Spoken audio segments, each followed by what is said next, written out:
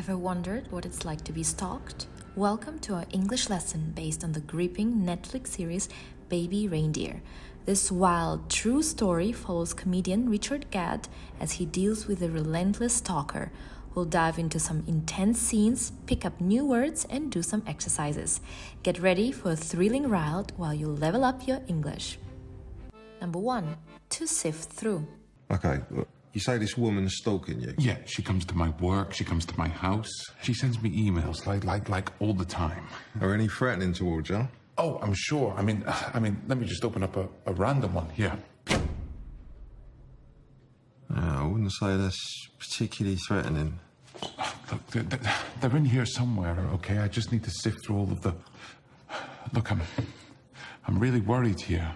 To sift through means to filter out something, to separate what is useful from what is not.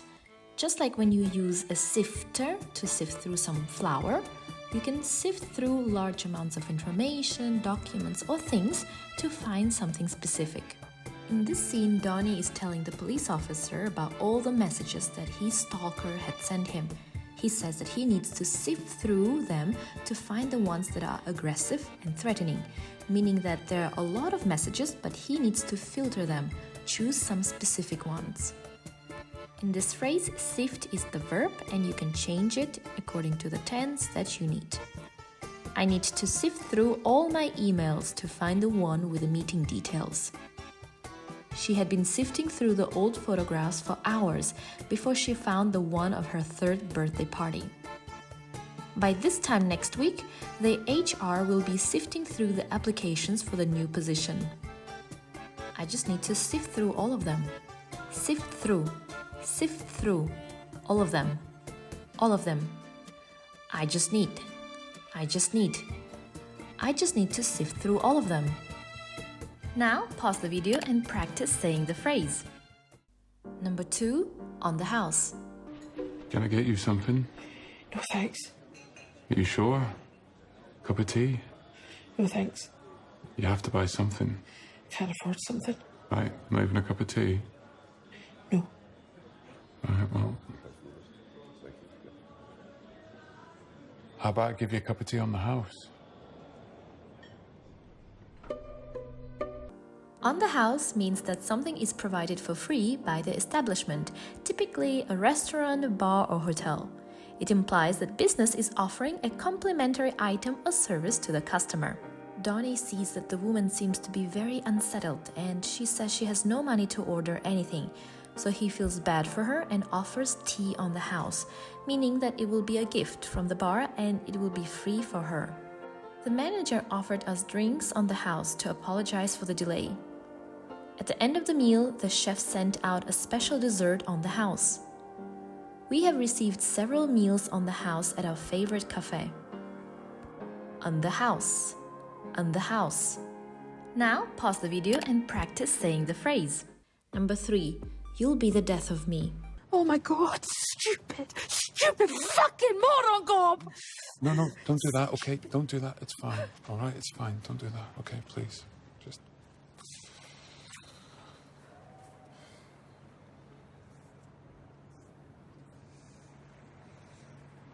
I have a sneaky feeling you might be the death of me.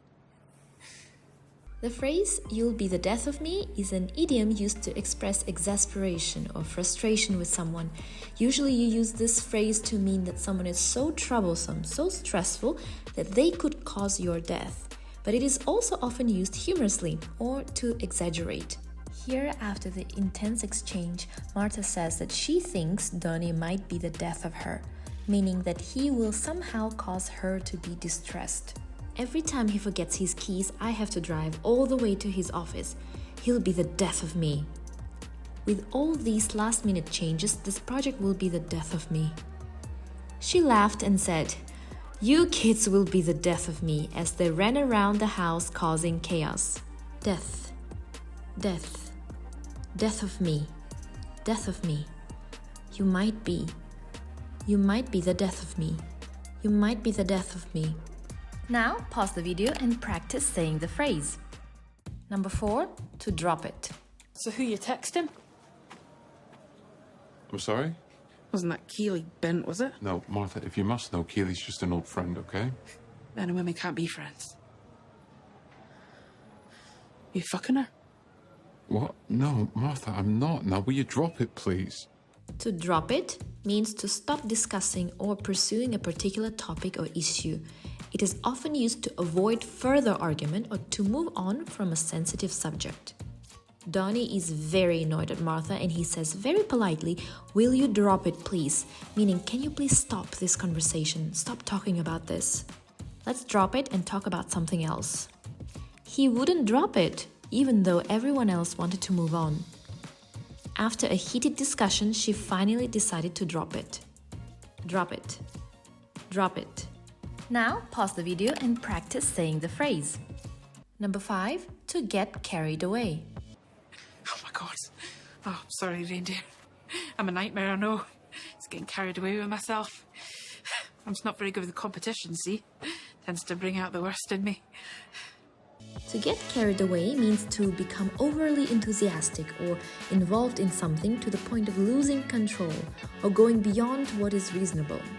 For example, you start making some paintings, which is great, but then the next thing you know, your whole apartment is full of the paintings and you cannot stop buying canvases and you spend day and night painting. You got carried away. In this scene, Martha first had an outburst on Donnie and then says sorry. She said that she got carried away, meaning that she lost control and was acting in an unreasonable way. In this phrase, you can change only the verb get into different forms. Carried away, stay the same. Don't get carried away with spending too much money on clothes. He got carried away with his speech and spoke for over an hour. You will get carried away if you keep talking about your vacation plans. Carried. Carried away. Get carried away. Get carried away. Now, pause the video and practice saying the phrase. Number 6, to get on one's nerves. Look, Martha, just go back home. You're really getting on my nerves. With this dilly-dally hot and cold shit. Get out of my way, Martha. No. To get on one's nerves means to irritate, annoy, or bother someone. It is used to describe situations or actions that cause someone to feel so frustrated or agitated. In this scene, Martha is getting angry at Donnie. She thinks that he's giving her mixed signals, first showing interest in her and then pushing her away. So she says that he's getting on her nerves. He's annoying her. To get on one's nerves, please make sure to substitute the word once with the correct name, pronoun, or a possessive adjective. Her constant complaining is getting on my nerves. The loud construction noise got on everyone's nerves. The fact that Jakes keeps interrupting her every time she tries to speak is getting on her nerves. Nerves. Nerves. Getting on. Getting on my nerves. You're really getting on my nerves. You're really getting on my nerves. Now, pause the video and practice saying the phrase. Number 7, to bounce off the walls. She's good. I like her. Top up? I think we should maybe wrap up. A Diet Coke, please. You'll be bouncing off the walls with all that caffeine. Hopefully. Might need a bit of help bouncing, mind.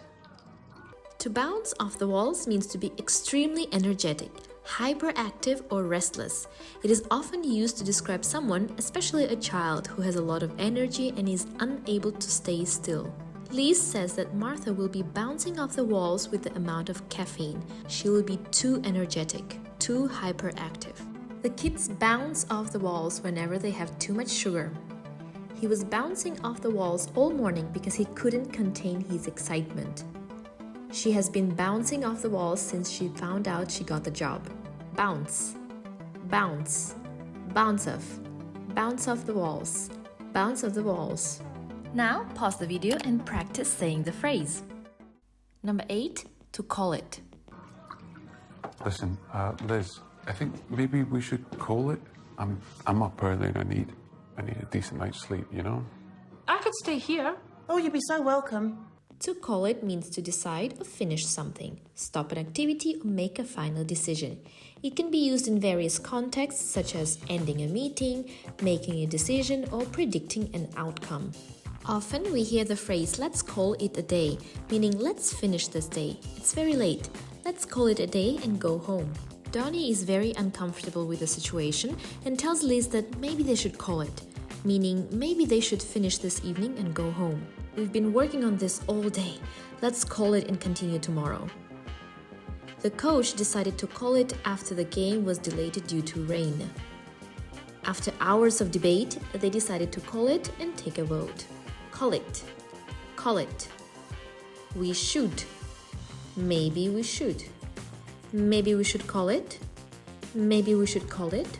Now pause the video and practice saying the phrase. Number 9. What's the catch? Oh, we steal Wi-Fi from the cafe downstairs and it's fast as fuck, so we save there too. Fucking hell, this is insane. What's the catch?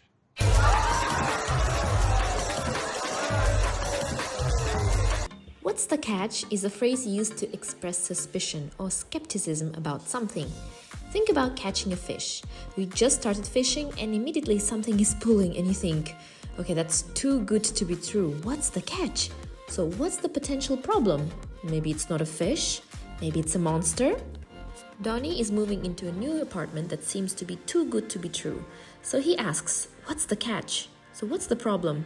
And later we see that catch. The problem is that the apartment is often very crowded and noisy. Parties happen there all the time. So that's the problem. And the place is not as perfect as he thought. The deal seems too good to be true. What's the catch? You're offering me a free vacation? What's the catch? He promised to do all my chores for a week. I asked him, what's the catch? Catch. Catch. What's the catch?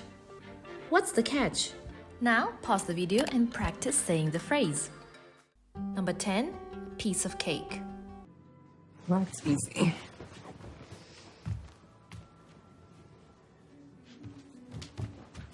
See?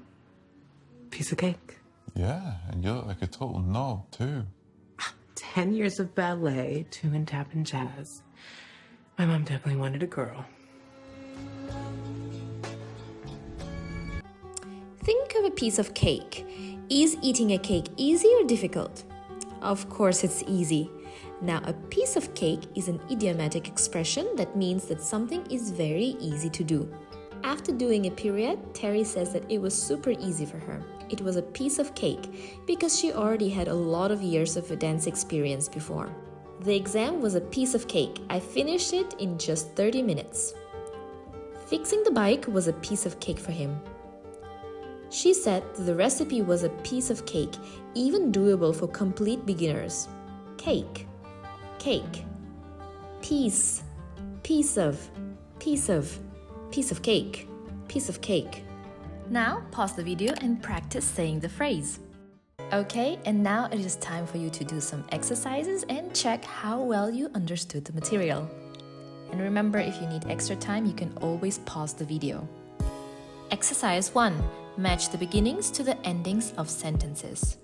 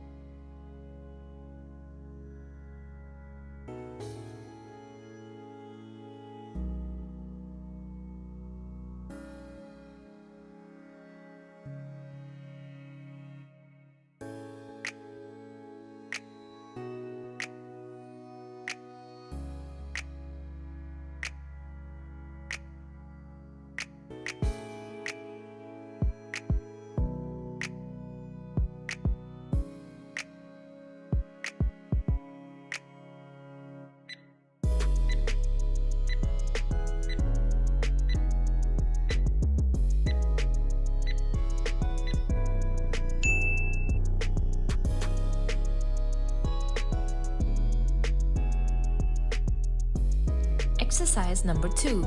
Fill in the blanks using the phrases from our lesson today.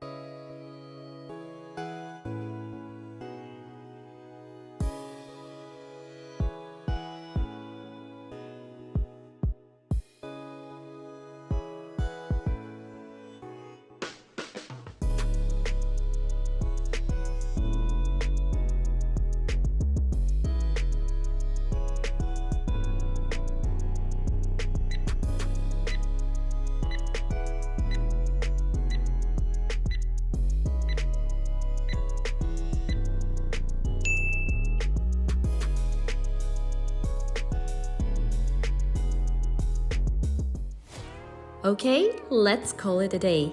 You worked really hard. Good job. Remember that learning English can be a piece of cake if you stay consistent. Don't forget to subscribe and hit the notification bell to never miss a fun and quick English lesson with PDQ English.